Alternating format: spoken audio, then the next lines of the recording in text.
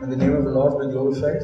Let's thank the Lord for giving us this morning time to be in His presence. Just as we heard, what is man that thou art mindful of him, and the Son of Man that thou visited.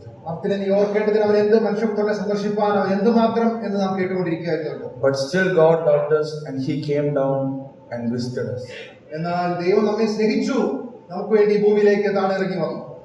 And in connection to worship, let's turn our pages to a small portion from Exodus chapter 12 and verse 25.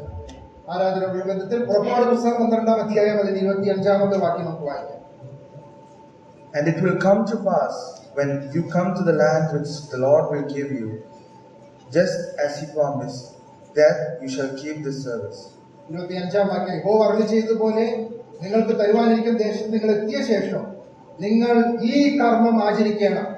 Yes, what service is that the Israelite must follow when they enter the promised land?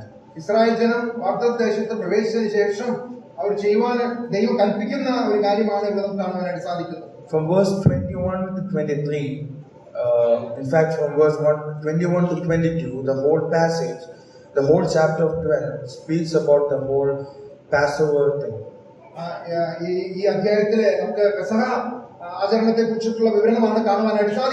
But just because the time is short, I just want to read just one verse, verse 23.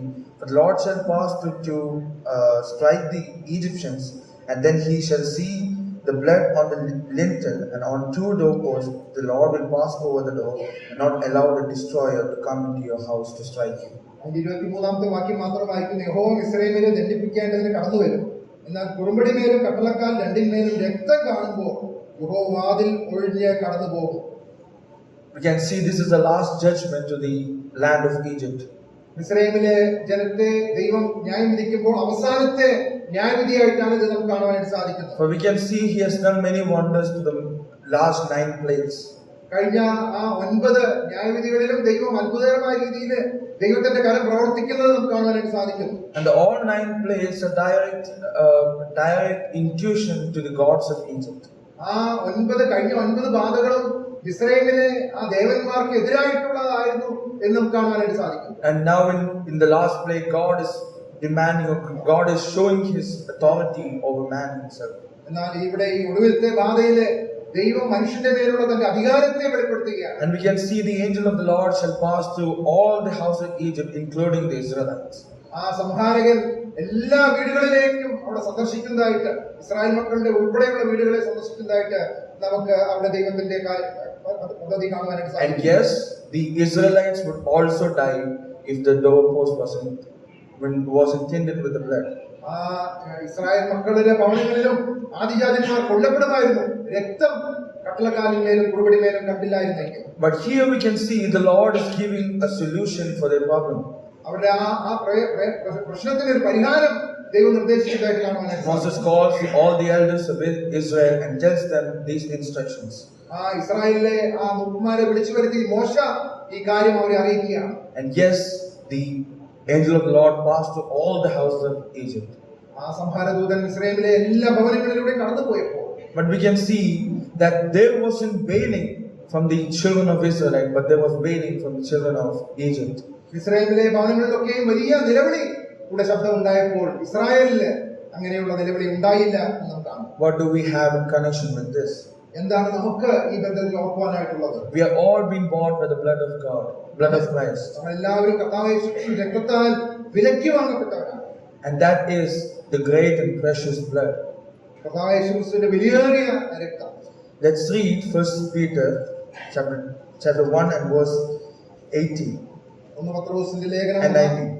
1-ാം അധ്യായത്തിന്റെ 18-19 വാക്യങ്ങളിൽ നാം ഇങ്ങനെ വായിക്കുന്നു: വ്യർത്ഥവും പിതൃപാരമ്പര്യവുമായുള്ള നിങ്ങളുടെ നടപ്പിൽ നിന്ന് നിങ്ങളെ വീണ്ടെടുത്തിരിക്കുന്നത് പൊന്ന് വെള്ളി മുതലായ അഴിഞ്ഞു പോകുന്ന വസ്തുക്കളെ കൊണ്ടല്ല, ക്രിസ്തു എന്ന നിർദോഷവും നിഷ്കളങ്കവുമായ കുഞ്ഞാടിന്റെ വിലയേറിയ രക്തം കൊണ്ടത്രേ എന്ന് നിങ്ങൾ അറിയുന്നു.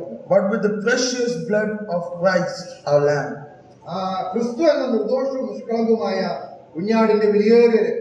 Yes, the lamb who was sacrificed, which was sacrificed in the Passover, was blemished, without blemish and without sin, without any problem.